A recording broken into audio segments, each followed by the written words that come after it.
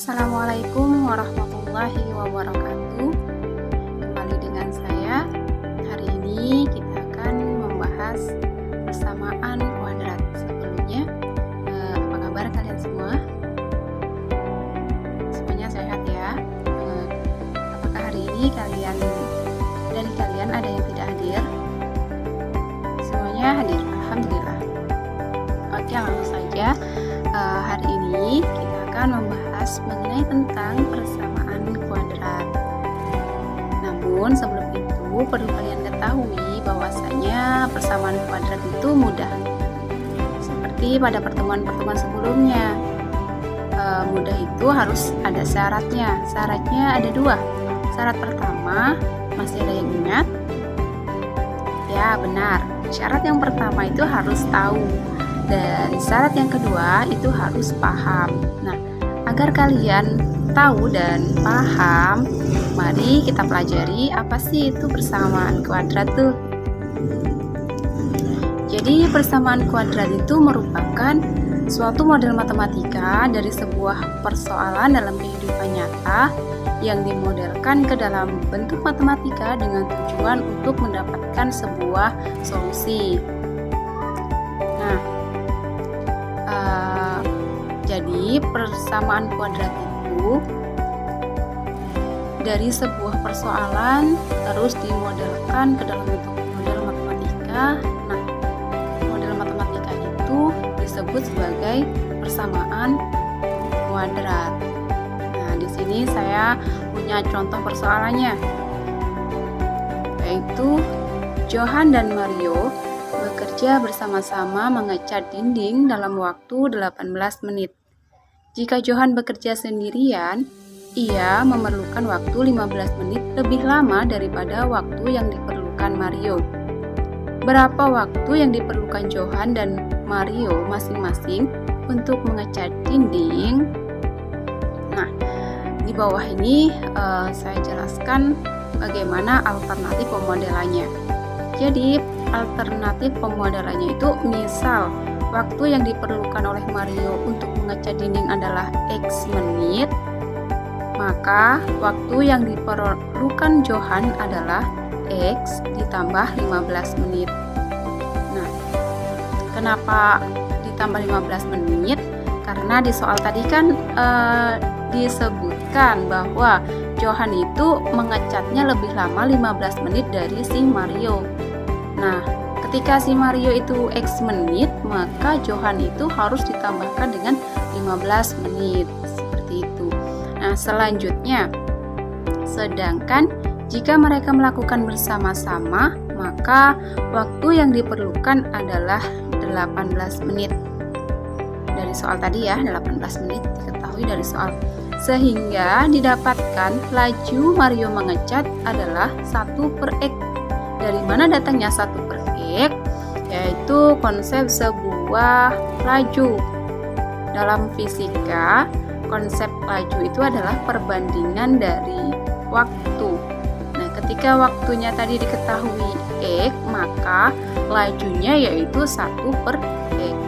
Selanjutnya, untuk laju Johan mengecat adalah 1/X ditambah 15. Kenapa?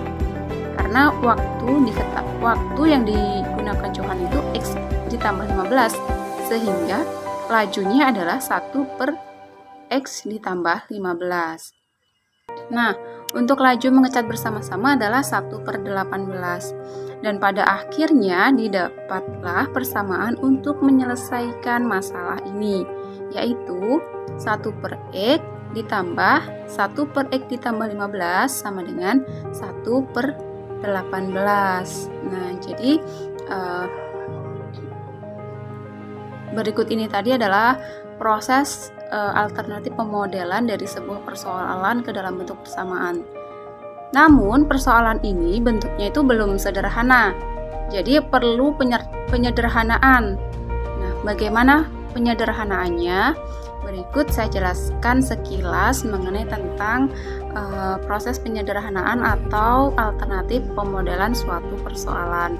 Kenapa saya jelaskan sekilas? Karena pokok pembahasan kita pada pertemuan kali ini tuh bukan untuk memodelkan dari sebuah persoalan menjadi bentuk sebuah persamaan kuadrat, tapi pokok pembahasan kita pada pertemuan kali ini adalah menyelesaikan sebuah persamaan kuadrat, alias dengan kata lain mencari solusi dari sebuah persamaan kuadrat.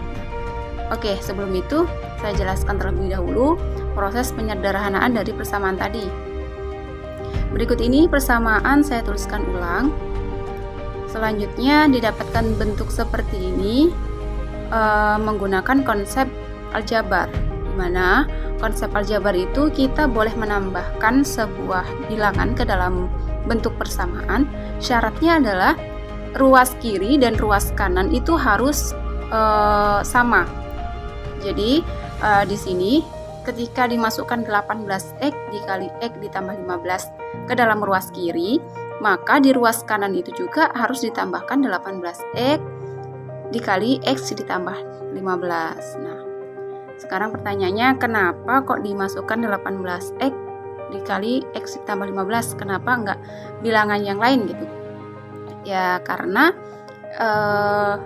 dari angka tersebutlah nantinya akan ketemu sebuah persamaan itu menjadi sederhana gitu.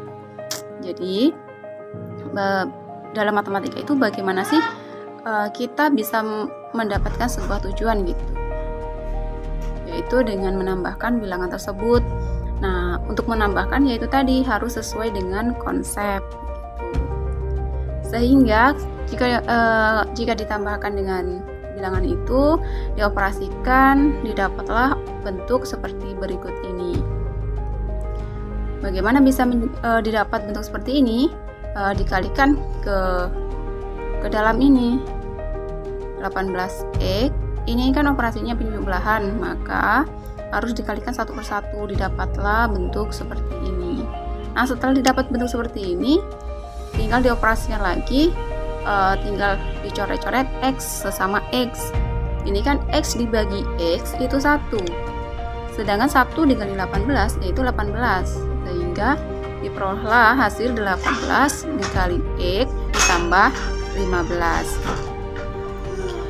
Selanjutnya seperti itu juga dicoret-coret. Ini kan x ditambah 15 dibagi x ditambah 15 itu kan 1, sedangkan 1 dikali 18x yaitu 18x.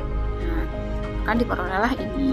Selanjutnya juga gitu, ini 18 dibagi 18 itu kan 1 dikalikan x itu tetap x, sehingga diperolehlah x dalam kurung x ditambah 15. Nah, setelah sampai ke bentuk ini, selanjutnya itu dioperasikan lagi. Yang mana yang bisa dioperasikan?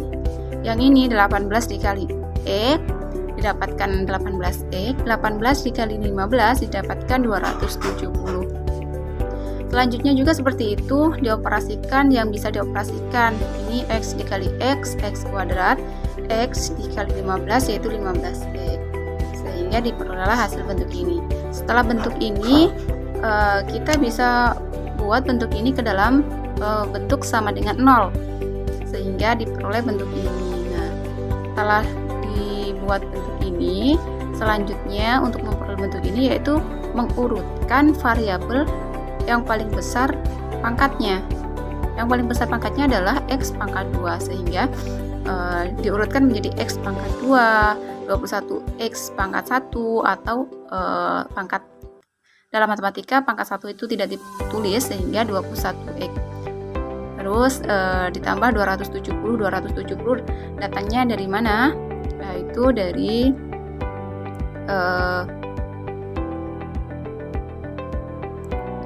ini tadi, tinggal menurunkan begitu. Selanjutnya didapatkan bentuk ini, datangnya dari sini, karena bagian depan kok negatif gitu, sehingga dilakukanlah perkalian antar ruas dikali dengan negatif gitu, sehingga negatif x kuadrat dikali negatif itu kan menjadi positif x kuadrat. Seterusnya juga seperti itu. Nah, untuk bagian ruas kiri 0 dikali negatif itu kan 0. Nah, sehingga dapatlah bentuk X kuadrat dikurang 21X dikurang 270.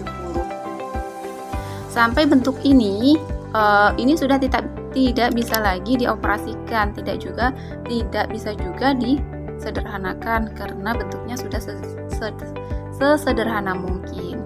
Nah, dari bentuk inilah yang bisa kita namai dengan persamaan kuadrat. Nah, jadi prosesnya seperti itu tadi ya. Kalian udah tahu bagaimana proses terbentuknya sebuah persamaan kuadrat, yaitu dari sebuah persoalan dalam kehidupan nyata terus dimodelkan ke dalam bentuk matematika. Prosesnya seperti itu tadi, terbentuklah sebuah persamaan kuadrat. Nah, dari persamaan kuadrat ini baru langkah selanjutnya dicarilah sebuah solusi.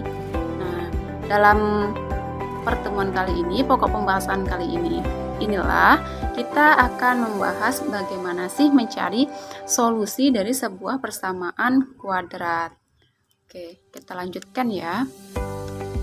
Jadi, untuk menemukan sebuah solusi persamaan kuadrat, kita bisa menggunakan sebuah pemfaktoran. Nah, bagaimana bentuk pemfaktoran itu? Nah, di sini dalam persamaan kuadrat itu memiliki sebuah bentuk umum. Bentuk umumnya adalah ax kuadrat ditambah bx ditambah c sama dengan 0, di mana a dan b ini disebut sebagai koefisien dan x ini baik x kuadrat maupun x itu disebut sebagai variabel dan c ini disebut sebagai konstanta.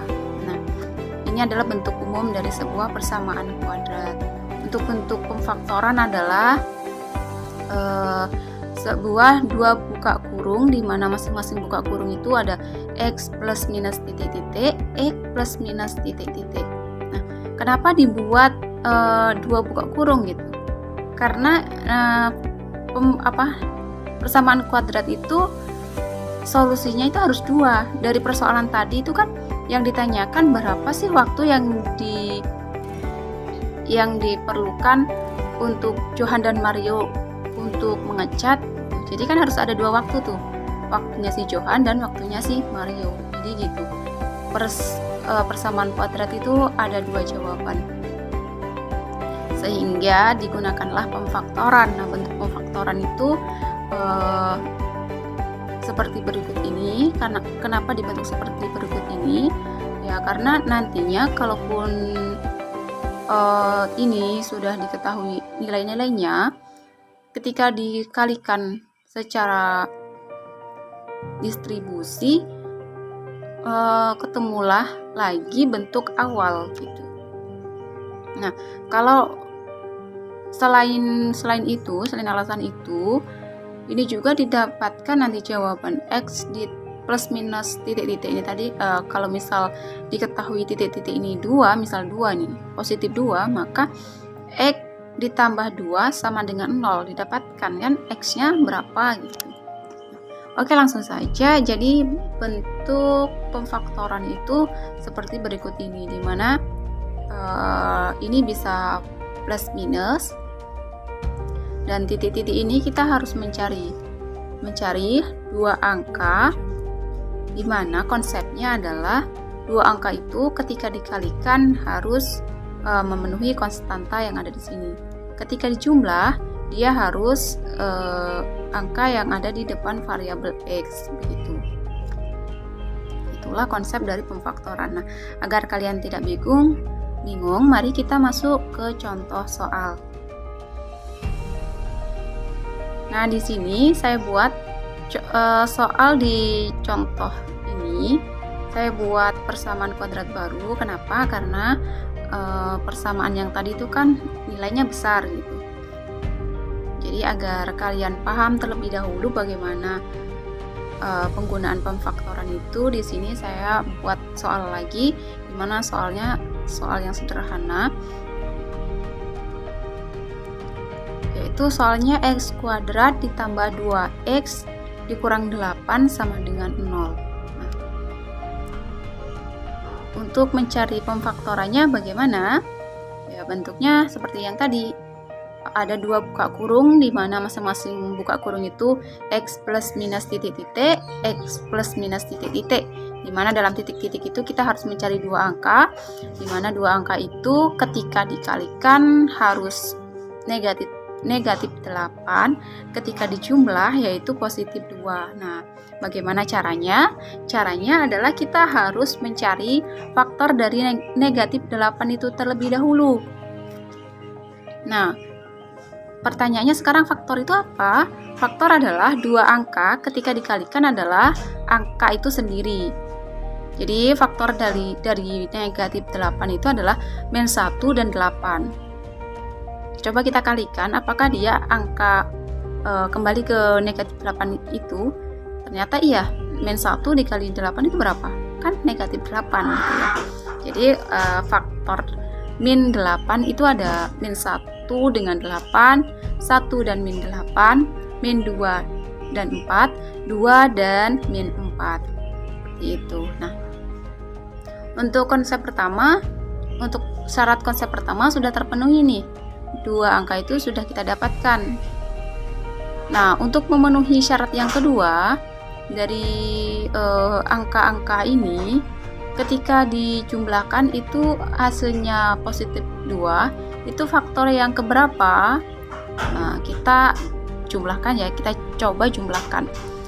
Min 1 ditambah 8 hasilnya adalah 7. 1 ditambah min 8 itu hasilnya min 7. Nah, sedangkan min 2 ditambah 4 hasilnya berapa? 2.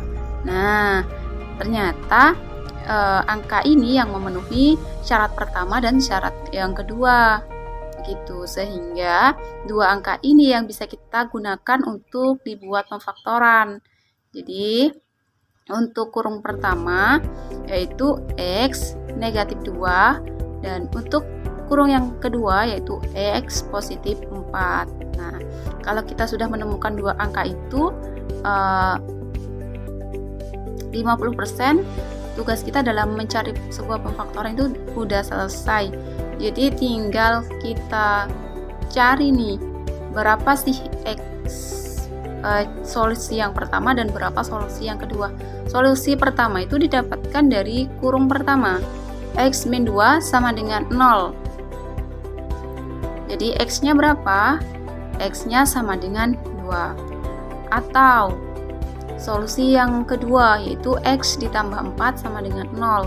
X-nya berapa? X-nya adalah negatif 4.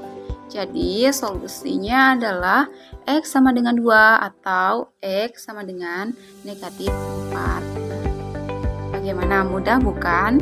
Untuk lebih jelasnya kita masuk ke latihan soal ya. Nah, di sini pada latihan soal saya buat ada sebuah soal x kuadrat ditambah 10x ditambah 9. Bagaimana tadi caranya? Yaitu kita harus mencari dua angka di mana ketika dikali dia harus 9, ketika dijumlah harus 10. Alternatif caranya adalah kita harus mencari faktor dari 9 dulu. Faktor dari 9 itu berapa? Ya, benar sekali. Ada 1 dan 9, ada 3 dan 3. Nah, jika dijumlah hasilnya 10, itu angka yang mana? Kita coba ya. 1 ditambah 9 itu berapa? 10. Nah, jadi dua angka inilah yang bisa kita gunakan sebagai bentuk pemfaktoran, sehingga didapatlah bentuk pemfaktoran dari x kuadrat ditambah 10x ditambah 9 yaitu x ditambah 1 dan x ditambah 9 sama dengan 0, sehingga diperolehlah x ditambah 1 sama dengan 0, x-nya itu negatif 1, atau x ditambah 9 sama dengan 0, x-nya sama dengan negatif 9. Sehingga solusi dari persamaan kuadrat x kuadrat ditambah 10x ditambah 9 yaitu x sama dengan negatif 1 atau x sama dengan negatif 9. Bagaimana Apakah ada yang ingin ditanyakan? Oke, semuanya jelas ya, alhamdulillah. Jadi cukup sekian pembelajaran kita pada hari ini. Semoga bermanfaat. Saya akhiri. Wassalamualaikum warahmatullahi wabarakatuh.